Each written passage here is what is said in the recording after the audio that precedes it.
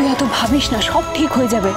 দাদাই তো বলছিল এরকম অনেকের সাথেই হয়। শোনো শোনো উর্মি, তুমি কিন্তু ওকে হেল্প করছো না এই কথাটা বলে। It's not an encouraging word. অনেকের সাথে হতে পারে, কিন্তু সেটা দীপার সাথে কি করে হবে? দীপা আর 5টা মেয়ের মতো নয়।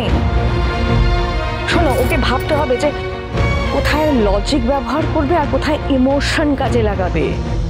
এই দুটো পার্থক্য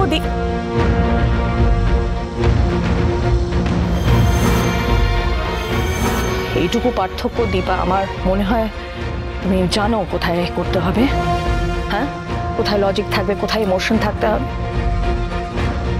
দীপা এভাবে ভেঙে পড়ো না প্লিজ। শোনো আমার কথা, শোনো শোনো মা, শোনো। সূর্যকে জিততে গেলে তোমাকে নিজেকে খুঁজে বার করতে হবে সবার আগে। তোমাকে পড়তে হবে, কনসেন্ট্রেট করতে হবে, তোমাকে এই লড়াইয়ে জিততে হবে, তোমাকে ডাক্তার হতে হবে।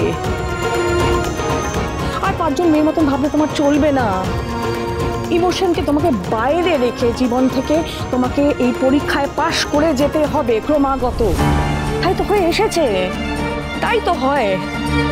আমাদের ডাক্তাররা সেভাবে ভেবেই তো আমাদের জীবন থেকে রোগ ব্যাধি সব দূর করে দেয়। তাই তো তারা সফল, তাই তো তাদের কাজের দ্বারা তারা মৃত্যু পথযাত্রীদেরকে ফিরিয়ে আনতে পারে। আর যেটা তুমিও পারবে, শুধু মাথাটাকে তোমাকে পরিষ্কার করতে হবে। মাথাটার মধ্যে অন্য কোনো জ্বর থাকলে চলবে না। মাথাটার কি দোষ মা? আপনি যেটা বলছেন সেভাবে ভাবা যায়। সুস্থ পরিবেশ হলে পজিটিভ চিন্তায় নিয়ে এগোনো যায়, কিন্তু এত কিছুর মধ্যে আমি সত্যি মাথা ঠিক রাখতে পারছি না। কখনো দীপান্বিতা, কখনো ঘুমটা টানা মহিলা। আমি জানি না এভাবে কতদিন চলবে। আর বাচ্চাগুলোর কথা ভাবুন, ওরাও কত কিছুর মধ্যে দিয়ে যাচ্ছে।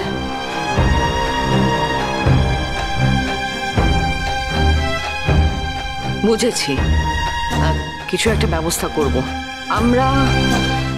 কথা বলে কিছু একটা ব্যবস্থা করব। তার আগে তুমি নিজে ঠিক হও।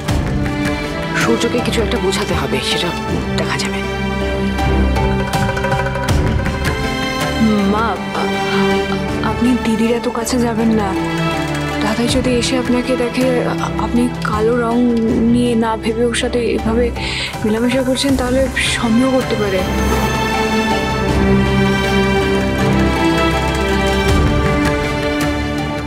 আমি আর পারছি না। আমি বলবো যে আমি সম্পূর্ণ পাল্টে গেছি। ওই মানুষটা আমি আর নই। আমি বুঝেছি, আমার মেয়ে আমাকে বুঝিয়ে দিয়েছে যে কালোই জগতের আলো। মা,